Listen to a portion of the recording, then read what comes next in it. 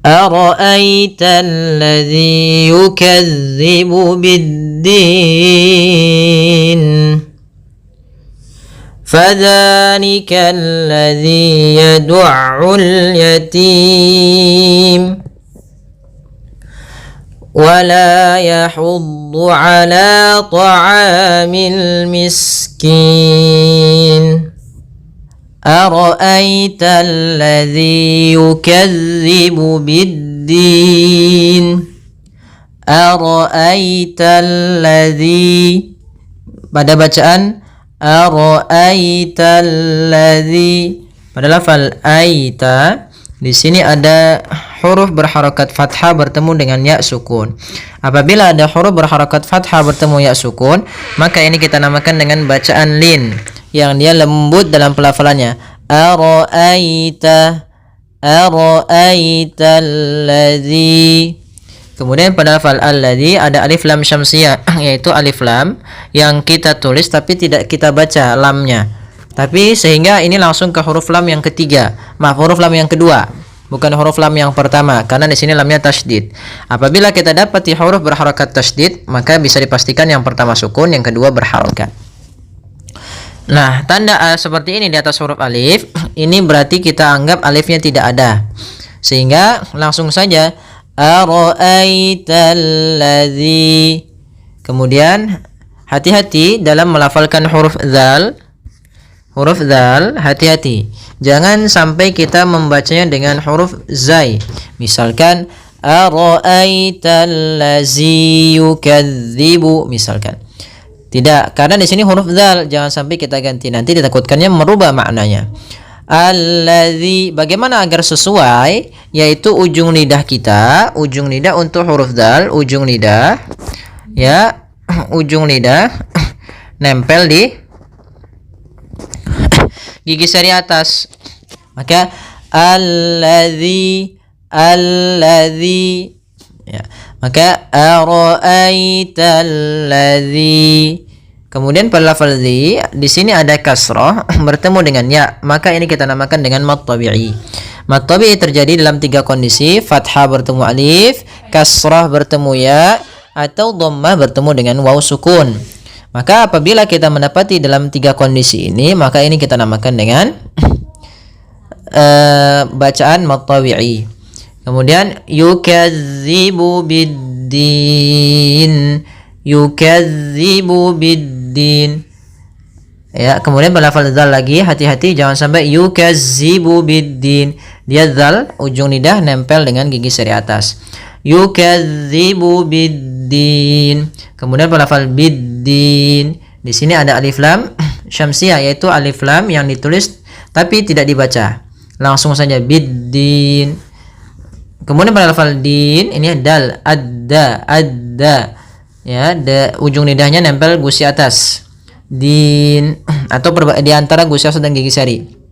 Kemudian pada lafal ad-din atau bid-din. Di sini ada bacaan mad arid lisukun. Apa itu mad arid? Mad artinya panjang, arid itu muncul, lisukun. Jadi di sini sebenarnya mad yang terjadi disebabkan karena ada sukun arid. Pada dasarnya nunnya ni. Kalau kita matikan berarti dia nunnya mati. Sebelumnya ada huruf mad. Atau apabila kita mendapati ada huruf berbentuk seperti mad tabi'i di ini, tapi dia di akhir bacaan, maka kemudian di akhir dimatikan menjadi sukun arid dan sebelumnya ada huruf mad. Maka ini kita boleh panjangkan 2 harokat atau 4 harokat ataupun 6 harokat untuk lafaz din. Kita coba ulang. Ara'aital ladzi yukadzibu biddin. Ara'aital ladzi yukadzibu biddin. Yukadzibu biddin. Biddin. Kemudian ayat yang kedua, fadzalikal ladzi yad'ul yatim. Fadzalikal ladzi, pada lafal dzalika di sini ada bacaan mad tabi'i yaitu adanya fathah di pada lafal dzal bertemu dengan alif. Kaidahnya ada fathah ketemu alif maka dzalnya 2 harokat. Fadzalika. Kemudian fadzalikal ladzi. Di sini pada lafal alladzi-nya ada alif lam syamsiyah, yaitu alif lam yang ditulis tapi tidak dibaca. Kemudian pada lafal dzi hati-hati jangan sampai diganti dengan zai. Kemudian pada lafal dzi-nya juga ada mad tabi'i pada lafal dzi bertemu dengan ya sukun, panjangnya untuk dzi 2 harokat. Kemudian yadu'ul yatim, yadu'ul yatim. Ini ain ditekan, yadu'u, yadu'u, yadu'ul yatim. Kemudian pada lafal ul yatim di sini ada alif lam qamariyah, alif lam yang ditulis dan dibaca dengan jelas lamnya. Yatim ini sama seperti lafal ad-din atau bid-din, yaitu ada bacaan mad alif disukun. Kita boleh memanjangkan untuk tim itu boleh 2 harokat, boleh 4 harokat, dan boleh pula 6 harokat. Baik, bismillah, kita coba ulang kembali bacaannya secara ulang itu atau pelan-pelan. Fadzalikal ladzi yadu'ul yatim. Fa tadi kelupaan, yaitu jangan sampai dipantul, jangan sampai pa dengan p, tapi dia fa, aliran nafasnya mengalir. Fadzalikal ladzi yadu'ul yatim. Kita ulang. Fadzalikal ladzi yadu'ul yatim. Kemudian ayat yang ketiga, wala yahuddu ala ta'amil miskin, wala yahuddu ala ta'amil miskin. Wala ada mad tabi'i, yaitu ditandai dengan adanya huruf lam yang berharokat fathah datang setelahnya alif. La kita panjangkan 2 harokat. Yahu, di sini ha kecil, jangan yahuddu, jangan ha besar. Kalau ha besar dia salah. Ha, hi, hu. Maka yahuddu. Kemudian sini dhad. Hati-hati jangan sampai membacanya yahuddu ala dengan huruf dal. Tapi dia kita tebalkan untuk makhraj daripada huruf dhad, yaitu gigi sari kita menempel dengan gigi geraham. Sisi lidah kita. Sisi lidah kita menempel dengan gigi geraham atas sehingga dia menebal. Kemudian pangkal lidah juga ikut terangkat dan lidah itu juga melekat dengan langit-langit. Maka wala yahuddu, wala yahuddu ala. Ya, kemudian pada lafal ala di sini ada fathah bertemu alif, yaitu kita namakan kembali mad tabi'i, panjangnya 2 harokat. Ta'amil pada lafal a, to-nya tebal, to, jangan to'a, to, ya jangan, tapi dia to. Ta'ami ada mad tabi'i, yaitu fathah bertemu alif. Ta'amil miskin pada lafal al miskin ada bacaan alif lam qamariyah, yaitu alif lam yang kita tulis dan kita baca dengan jelas lamnya. Kemudian al-miskin, sin mengalir, miskin, jangan miskin ya, tapi dia mengalir suaranya. Miskin.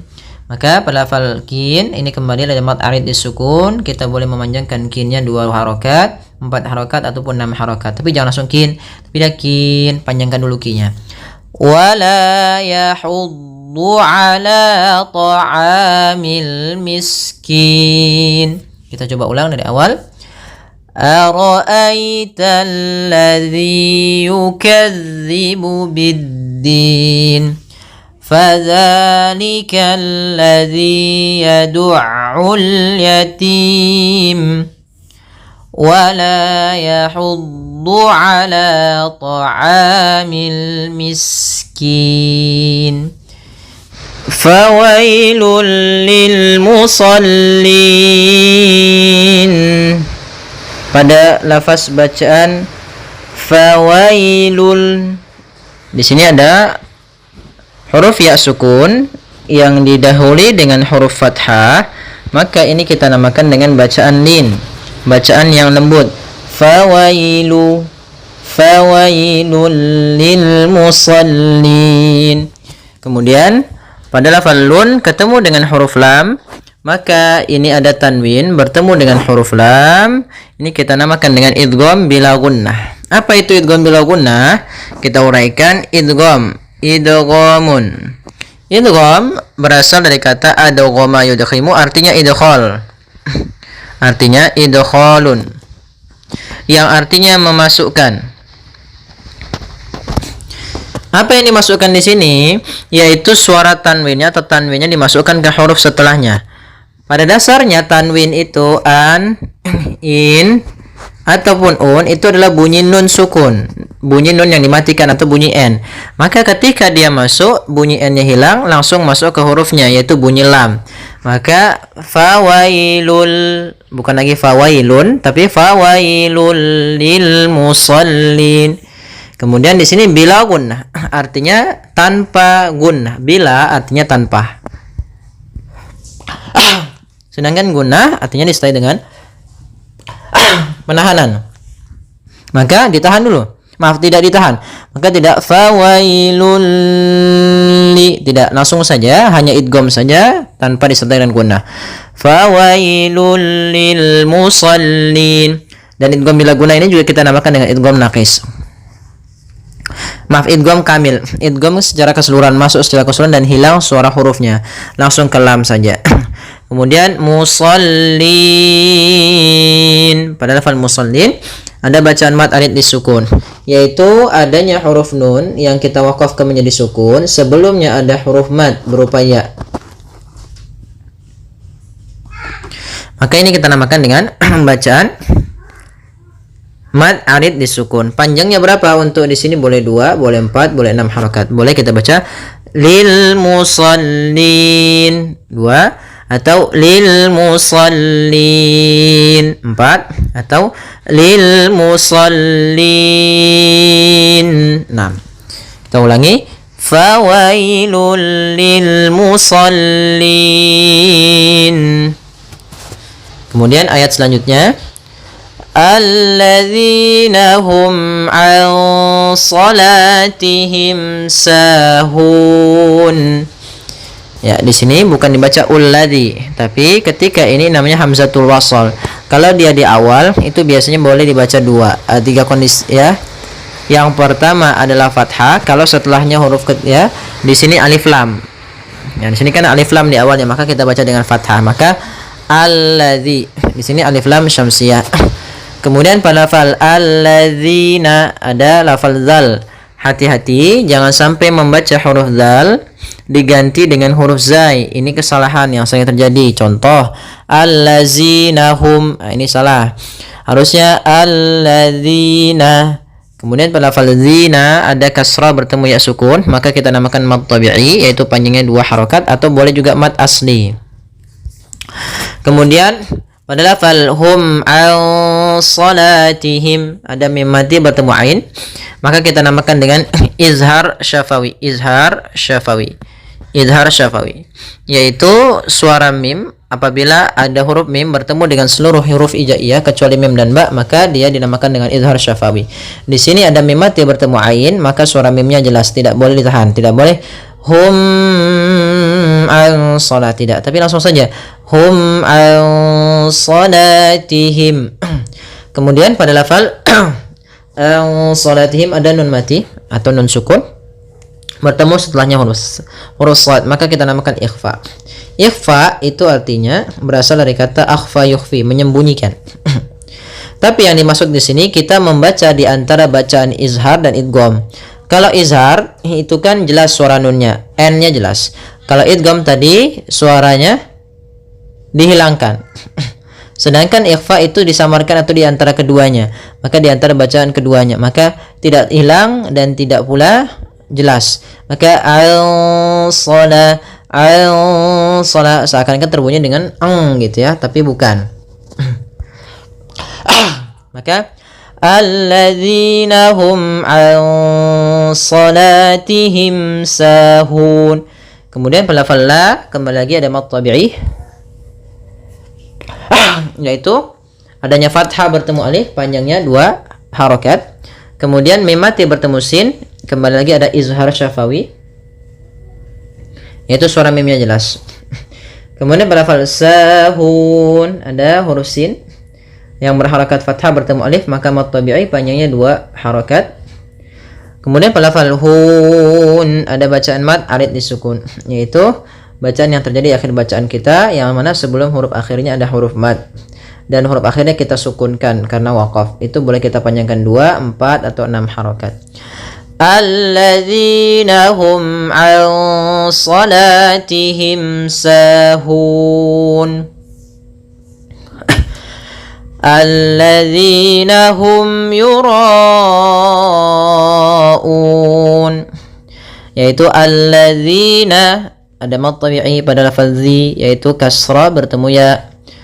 Alladzina hum yura'un, ada mim mati bertemu ya, kita namakan dengan bacaan izhar syafawi, yaitu suara mimnya harus dibaca dengan jelas tanpa ditahan. Yura'un, ro-nya tebal, ro tafkhim. Kemudian pada lafal ro di sini ada mad tabi'i bertemu hamzah. Pada lafalnya ro 2 harakat karena datang setelahnya hamzah dan hamzah tersebut pada satu kata, maka kita namakan dengan bacaan mad wajib muttasil. Panjangnya berapa harakat? 4 atau 5 harakat. Maka kita panjangkan ro-nya yura'un.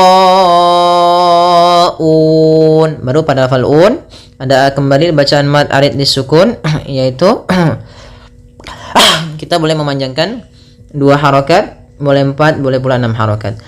Alladzina hum yura'un.